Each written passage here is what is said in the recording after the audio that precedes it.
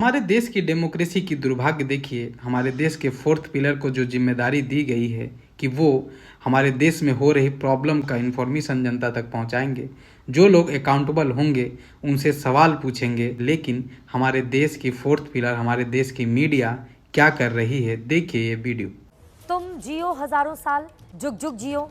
बड़े बूढ़े ये आशीर्वाद हम सबको हमेशा देते हैं, लेकिन जिंदगी और मौत तो ऊपर वाले के हाथ में होती है। अमर तो कोई भी नहीं होता, लेकिन कुदरत के इस नियम को रूस के राष्ट्रपति व्लादिमीर पुतिन ने चुनौती दी है। कौन सा इंसान होगा जो 100 साल या 150 साल जिंदा नहीं रहना चाहेगा, लेकिन पुतिन ने तो 150 साल की उम्र तक जिंदा रहने को अपनी जिंदगी का मिशन बना लिया है। क्या 73 साल के पुतिन वाकई 150 साल जिएंगे?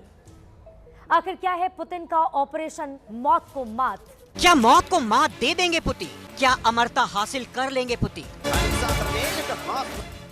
क्या दोबारा से जवान हो जाएंगे पुतिन? देख रहे हैं दोस्तों, हमारे देश में लगातार समस्याएं बढ़ रही हैं। इन लोगों का जिम्मेदारी है कि जिस वजह से समस्याएं बढ़ रही हैं उस पर रिपोर्ट बनाएं, उसके बारे में देश की जनता को बताएं।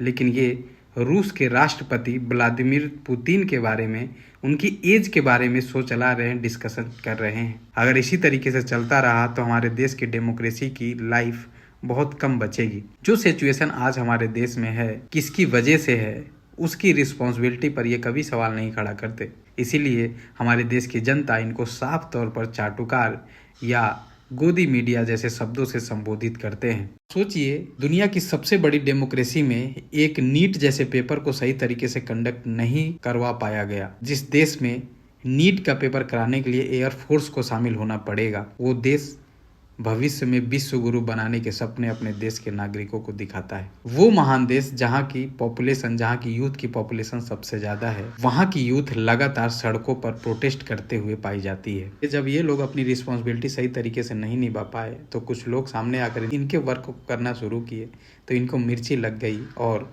हमारे देश के टीचर्स को इन्होंने दो कौड़ी का बता दिया। इन्हीं जैसे पत्रकारों ने। इनकी स्थिति को देखकर आपके मन में क्या विचार आता है, कमेंट सेक्शन में ज़रूर अपनी राय साझा कीजिएगा।